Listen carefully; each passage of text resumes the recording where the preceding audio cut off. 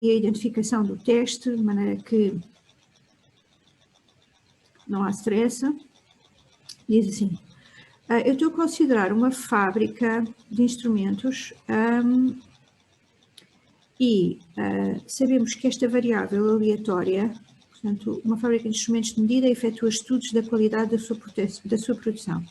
De anteriores estudos, sabe-se que as leituras efetuadas são realizações independentes de uma variável aleatória x e possuem distribuição normal. Portanto, a variável x apresenta então as tais leituras efetuadas e é uma variável com distribuição normal. Realizamos a leitura destas medidas em 9 instrumentos selecionados ao acaso e chegamos à conclusão que x barra é 0,995 e S é 0,085. Agora, eu queria começar por chamar a atenção, fazendo assim como se fosse uma história do exercício, estamos a pensar assim, ok, a minha variável aleatória de interesse é esta variável aleatória x. A variável aleatória de interesse é também muitas vezes designada população, é esta variável x, que se diz claramente no exercício, tem distribuição normal, portanto tem dois parâmetros, o μ é o valor esperado, o sigma quadrado é a variância. Nós em estatística assinalamos cuidadosamente quaisquer parâmetros desconhecidos. Neste exercício nós temos dois, o μ, o valor esperado ninguém nos diz quanto é que é, o sigma quadrado, que é a variância, também não temos valor, também é um parâmetro desconhecido. Professora, desculpe interromper, quando pôs o x é uma distribuição normal, não é sigma quadrado? Tanto faz. Nós podemos pôr, no segundo parâmetro, podemos pôr a variância ou o desvio padrão. É equivalente, porque como existe uma relação bionívoca entre o desvio padrão e a variância, uma vez que o desvio padrão nós sabemos que é positivo, não é? Portanto, podemos indicar uma outra. Não há stress. Obrigado. Nada. Então temos assim, parâmetros desconhecidos é o valor esperado e também a variância. Primeira observação importante do exercício para lembrar. Se eu tenho parâmetros desconhecidos, a minha primeira preocupação é obter uma estimativa pontual para esses parâmetros. Uma estimativa pontual é um valor numérico que aproxima os parâmetros de uma forma consistente em termos técnicos. Qual é a estimativa pontual para o valor esperado? A estimativa pontual para o valor esperado é a média amostral. Por isso é que o exercício lá em cima dá a média amostral, porque a média amostral, que aqui é 0,995, é a estimativa pontual resultante da amostra. A amostra tem dimensão 9, é a estimativa pontual resultante daquela amostra para o parâmetro μ. Qual é a estimativa pontual para sigma quadrado, que é a variância de x? É a variância amostral, que nós escrevemos S quadrado maiúsculo, aquele pequenino, aquele S que eu tenho ali é o meu S minúsculo, está bem? Este é S minúsculo, este é S maiúsculo. S maiúsculo, estimador, S minúsculo, concretização. Então, S quadrado maiúsculo, nós chamamos a variância amostral. A variância amostral é o estimador. A variância amostral é o estimador, também é a estimativa. Aqui é a estimativa porque eu estou a calcular, estou a indicar o valor numérico. É a variância amostral, é o valor que aproxima a variância resultante da amostra com consistência. Então, aqui o exercício está a dizer que o S minúsculo, que é o desvio padrão amostral, é 0,085 aqui, portanto, o S quadrado é simplesmente o quadrado daquilo. Está bem? Então, o exercício dá imediatamente a população à amostra. Em relação à amostra, dá características que são a média amostral e a variância amostral. A média amostral aproxima o parâmetro μ, o valor esperado. A variância amostral aproxima a variância da amostra, que também é um parâmetro desconhecido. Ok? Eu vou falando até que vocês me digam que eu estou a amassar ou até que tenham alguma dúvida. Então agora vamos à linha A. Eu quero construir um intervalo de confiança a 95% para o valor esperado da leitura dos instrumentos fabricados. Portanto, o que eu quero é um intervalo de confiança a 95% para o parâmetro μ. E agora, eu quero, na linha A, um intervalo de confiança a 95% para o parâmetro μ. Eu queria recordar o que isso quer dizer. Quer dizer que eu quero calcular um intervalo AB, de tal maneira que a probabilidade do parâmetro pertencer a esse intervalo seja igual a 95%. Aqui há uma coisa importante a observar. Os extremos AB são variáveis aleatórias, de maneira que aquele intervalo que está ali, o intervalo AB, que nós vamos obter em seguida, chama-se o intervalo de confiança aleatório, porque os extremos do intervalo são variáveis aleatórias. Nós, uma vez obtido o intervalo de confiança aleatório, quando concretizarmos esse intervalo na amostra que temos, depois de concretizarmos o intervalo na amostra, depois de concretizar o intervalo na amostra que nos é dada, vamos obter o intervalo de confiança, está bem? O intervalo de confiança resulta da concretização do intervalo de confiança aleatório. Pronto. Como é que obtemos o intervalo de confiança aleatório? Aqui neste curso, pelo método da variável aleatória fulcral. Método da variável aleatória fulcral. Então, vamos falar sobre o método da variável aleatória fulcral. Primeira coisa, para construir o intervalo de confiança aleatório e daí deduzir o intervalo de confiança. Primeira coisa, escolher a variável aleatória fulcral adequada. A cada situação neste curso corresponde uma única variável aleatória fulcral adequada.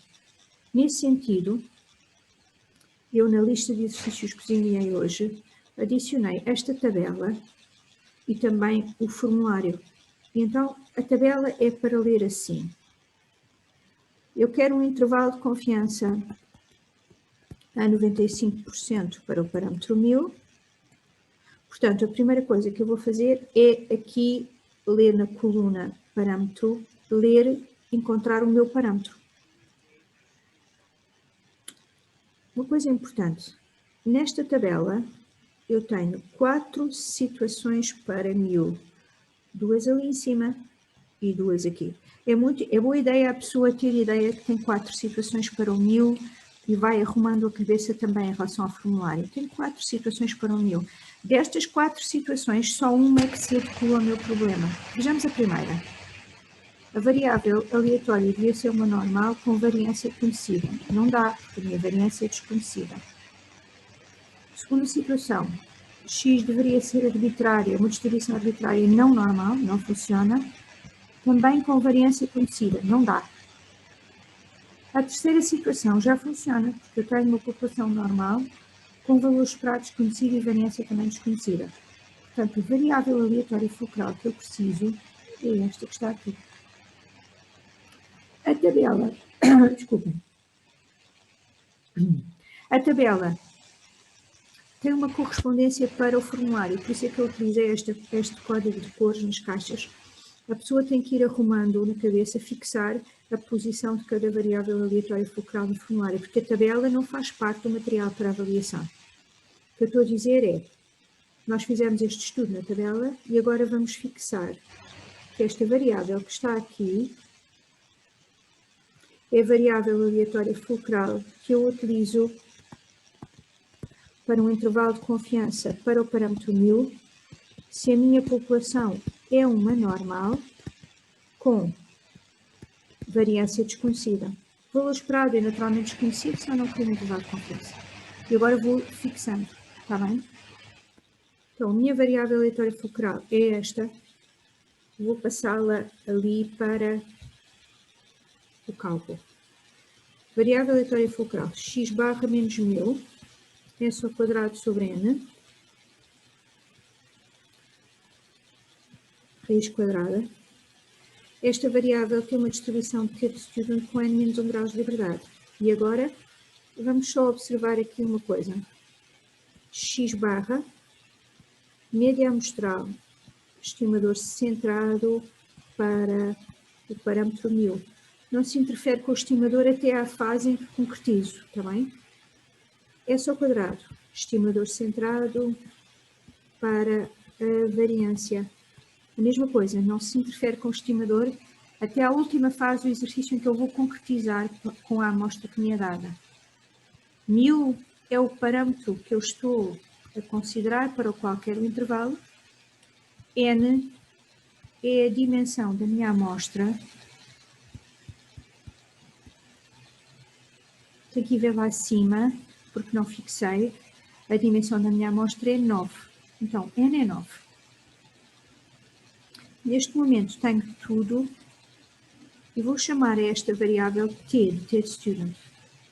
Então, a minha variável T, variável aleatória fulcral, é estimador menos parâmetro, S sobre a raiz de 9, ou seja, estimador menos o parâmetro, S sobre 3, com distribuição T8.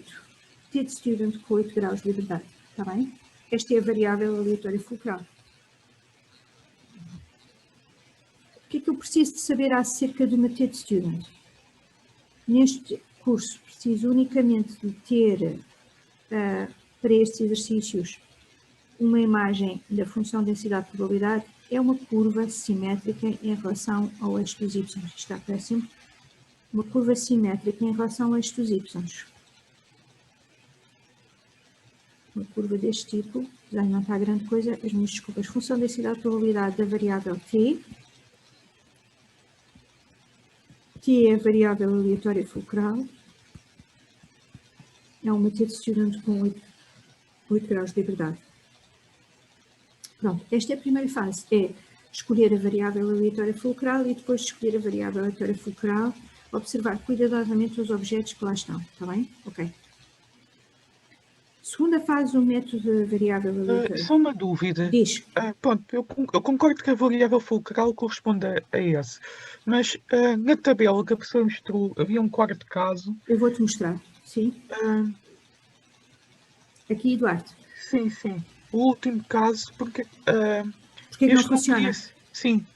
Porque aqui estás a fazer, essa pergunta é importante, é porque quando tu dizes nesta tabela que o N é suficientemente grande, tu estás a aplicar o teorema de limite central, a dimensão da tua amostra tem que ser maior ou igual do que 30. Ok, Eduardo? Ok, sim, sim. Estás a aplicar, tens em várias circunstâncias o N suficientemente grande, aqui no caso duas amostras tens o mesmo tipo de observação, estás a aplicar o teorema de limite central, a dimensão da amostra tem que ser pelo menos 30, está bem? A tua é 9, ok? E além disso há outra coisa que é, sempre que tu possas utilizar uma distribuição exata para a variável aleatória fulcral, opta-se por essa distribuição e não por uma aproximada, estás a ver? Sim, sim. Ok, ótimo. Então mesmo que o N fosse suficientemente grande, nós podíamos usar a mesma t-student. Exatamente, sempre que tenhas hipóteses, sempre que seja possível utilizar uma distribuição exata para a variável aleatória fulcral, em vez de uma distribuição aproximada, tu usas a exata. Porque quando tu utilizares uma distribuição aproximada, vais obter uma aproximação a um intervalo de confiança, não é? Não vais obter propriamente o intervalo de confiança. E então, sempre que tenhas hipótese de uma distribuição exata, utilizas a distribuição exata, ok, Eduardo? Sim, sim, obrigado. Ok, ótimo. Então, vamos lá ver. Aqui, a segunda frase do problema é, nós vamos escrever esta frase que nos vai permitir deduzir o intervalo de confiança aleatório e depois o próprio intervalo, que é 95% pediram-nos um intervalo de confiança a 95% para o parâmetro 1000. Em que é que isso se traduz? Traduz-se nesta frase. Eu quero que a minha variável aleatória fulcral esteja dentro de um intervalo com probabilidade igual à confiança, 95%. Eu quero que a minha variável aleatória fulcral esteja dentro de um intervalo com probabilidade igual à confiança que me dão, que me pagam no intervalo. O que é que se passa com o intervalo que eu vou considerar ali? Quando a variável aleatória fulcral tiver função densidade de probabilidade simétrica em relação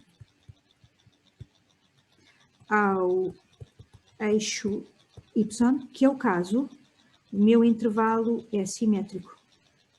Porque se o intervalo for simétrico, nós conseguimos que o intervalo tenha menor amplitude. Portanto, o que nós combinamos é, quando a variável aleatória fulcral tiver função de densidade de probabilidade simétrica em relação ao eixo dos y, o intervalo é simétrico. É o que se passa aqui. Agora, vamos fazer uma observação muito simples aqui neste gráfico. Eu vou considerar aqui o menos A e vou considerar aqui o A. Eu tenho que ter 95% da probabilidade ao centro, de acordo com aquela frase. Se eu tenho 95% da probabilidade ao centro, sobram-me 5%. O intervalo é simétrico, o desenho é simétrico, a função de densidade de probabilidade é simétrica, portanto, nesta cauda aqui, eu tenho metade da probabilidade que me sobra, ou seja, aqui tenho 2,5%, e nesta cauda aqui tenho outros 2,5%. A confiança que me deram, 95%, é central. O que sobra é dividido de forma equitativa nas duas caudas. Porquê que aquilo é muito importante? Porque quando eu olho para aquele desenho, chego facilmente à conclusão que esta frase que nós escrevemos só é possível se o A for um ponto que à sua esquerda tem 97,5% de probabilidade.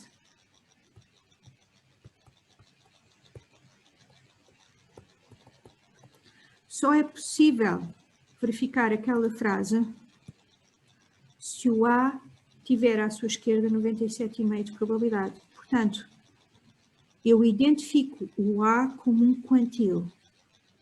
O A é um quantil para a probabilidade, para a variável T, que é um T8, e para a probabilidade 97,5%. É muito importante identificar o A como um quantil, porque eu depois posso tirar das tabelas o valor do A, ok? Eu vou escrever então aqui A, a variável aleatória fulcral, como a minha variável aleatória fulcral, vou escrever aqui. A minha variável aleatória fulcral era o T.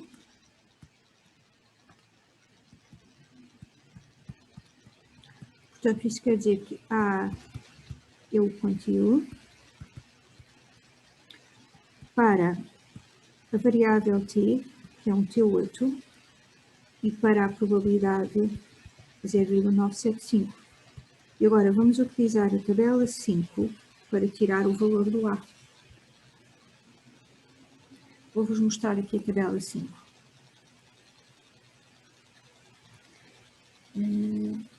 Está aqui. E agora aqui. Esta é a tabela 6, tabela 5. Então temos ali em cima, e assim, quantis da função da distribuição T-student. E agora, nós criamos um ponto A, quantil para uma variável T8 e para a probabilidade 97,5%. Esta tabela, estão a ver, ali em cima diz quantis da distribuição T-student com N graus de liberdade. Portanto, a primeira coisa é identificar os graus de liberdade, que no meu exercício são 8, corresponde a esta linha, 8. Agora, vou cruzar com a probabilidade, 97,5. Quando eu cruzar os graus de liberdade com a probabilidade, chega à conclusão que o valor A é 2,306. A tem um valor único, de modo que aquela dupla desigualdade se verifique. É isso que vamos escrever lá. A é 2,306. Então aqui o A é 2,306. Está bem? Então, na segunda fase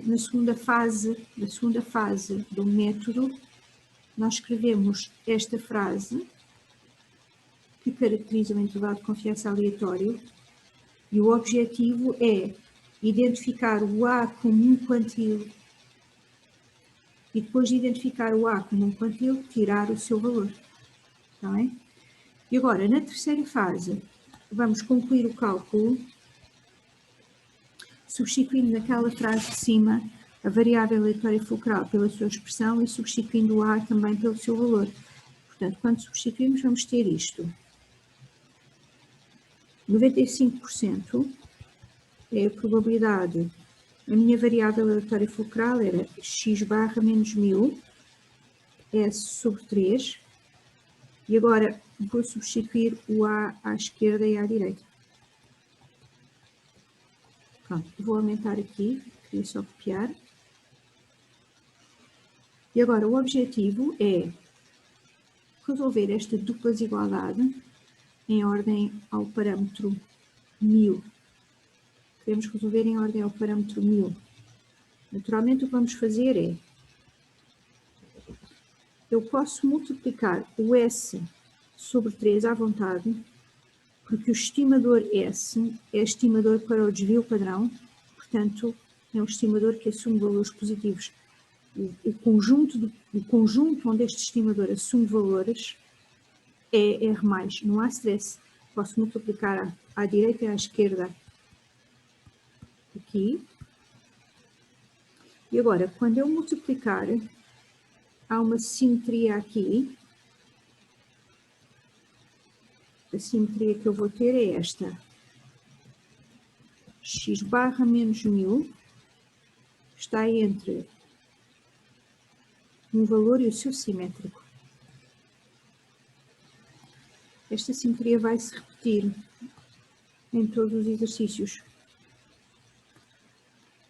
Se eu chamar a isto R maiúsculo, este é menos R.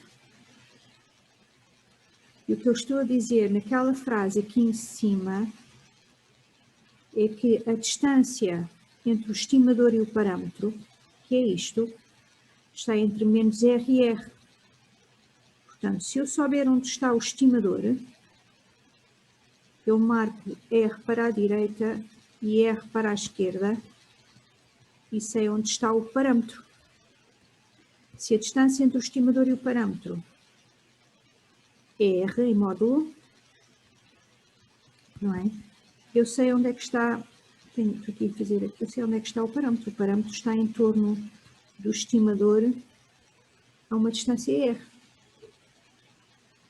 Naturalmente, eu posso fazer mais contas, mas basicamente o que nós estamos a dizer é isso, é que o estimador está em torno do parâmetro, desculpem, que o parâmetro está em torno do estimador a uma distância R para a esquerda e R para a direita, não é? Atenção a uma coisa, aqui, quando nós estamos a escrever quando eu estou a escrever esta última frase, x barra é uma variável aleatória, R maiúsculo, que é menos 2,306 sobre 3, também é uma variável aleatória. Portanto, este intervalo é o tal intervalo de confiança aleatório. Vocês vão ver muitas vezes frases deste género. O intervalo de confiança a 95% aleatório para o parâmetro 1000 é aquele intervalo x barra menos R, x barra mais R, onde o R é aquela expressão de cima. Para obter o intervalo de confiança propriamente, eu só tenho que concretizar. Portanto, eu vou sujeitar este intervalo à amostra, vou concretizar em função da amostra dada. E, portanto, o que é que isso significa? significa que x barra é concretizado pelo valor da média amostral dada no início do exercício e o S é concretizado pelo valor S que estava dado no início, e quando eu substituir, obtenho um intervalo de confiança a 95% para o parâmetro.